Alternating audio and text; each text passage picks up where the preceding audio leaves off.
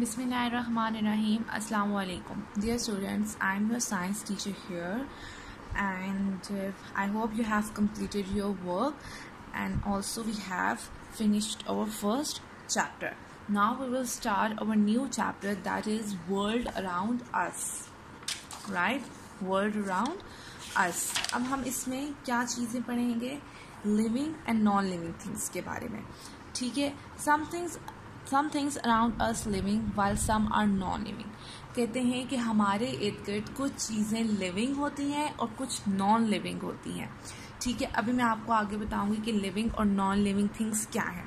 What can you see in the picture? या आपको पूरी एक पिक्चर बताई हुई है. अब आप ये बताएं कि आपको इस पिक्चर में क्या नज़र आ रहा है. अब इसमें आपको कुछ प्लांट्स नज़र आ रहे हैं, स्लाइड नज़र आ रही है, लोग नज़र आ रहे हैं, बर्ड्स नज़र आ रहे हैं, लैंड नज़र आ रही है, फ्लावर्स नज़र आ रहे हैं. राइट, इसी तरह यहाँ पे भी ऐसा ही है. बॉटल्स हैं, लोग हैं, शीप है, बर्ड्स हैं, प्लांट्स हैं, बास्केट्स हैं, डिफरेंट चीज़ें आपको नज़र आ रही हैं. Right, a scientist who studies life is known as biologist. वो इंसान जो साइंटिस्ट क्या कहते हैं? साइंसदान. वो साइंसदान जो आपकी ज़िंदगी के बारे में पढ़ते हैं, स्टडी करते हैं, उसको हम क्या कहते हैं? वो कौन होता है? बायोलॉजिस्ट होता है. Now come to page number 9. Living things. All plants and animals are living things. Human are also living things. क्या कहते हैं? तमाम जितने भी आपके प्लांट्स पौधे होते हैं और जितने भी आपके एनिमल्स होते हैं वो क्या होते हैं? लिविंग थिंग्स होते हैं. Humans are also living things. हम इंसान भी क्या है? लिविंग थिंग है. Living things need food, water and air to grow and survive. Living things को किन किन चीज़ों की ज़रूरत होती है?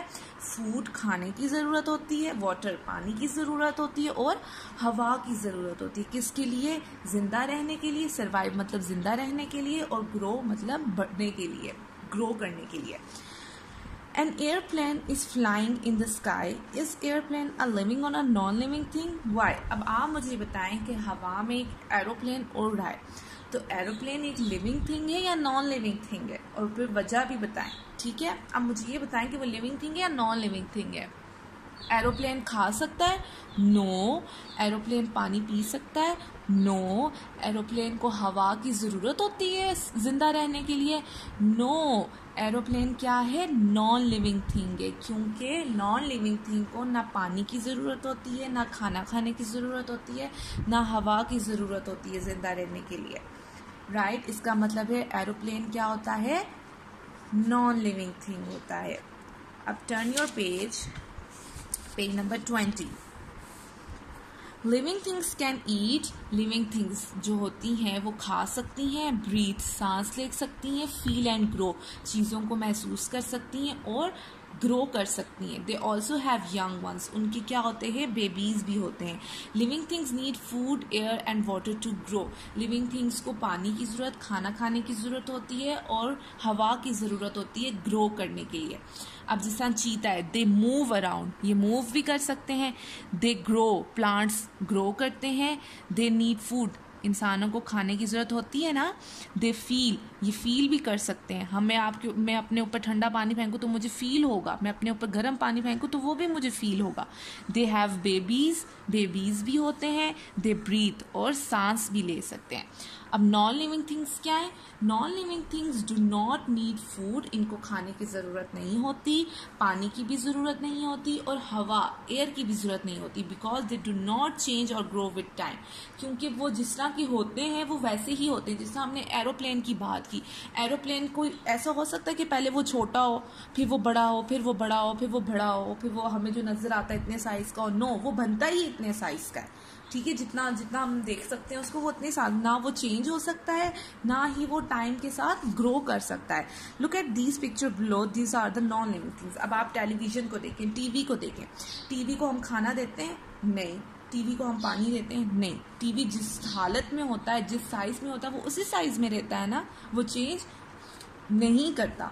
इसी तरह आपकी कार, गाड़ी होती है. गाड़ी को पानी की ज़रूरत होती है? नहीं. गाड़ी को खाने की ज़रूरत होती है? नहीं. लेकिन वो जिस हालत में होती है वो उसी हालत में रहती है, वो चेंज नहीं होती, ना ही वो ग्रो करती है. इसी तरह आपकी जो बकेट होती है ये भी ग्रो नहीं करती. राइट. तो हमारा सेकंड चैप्टर किसके बारे में है? लिविंग थिंग्स और नॉन लिविंग थिंग्स के बारे में। एक दफ़ा हम रिवाइज करते हैं कि लिविंग थिंग्स क्या होती हैं।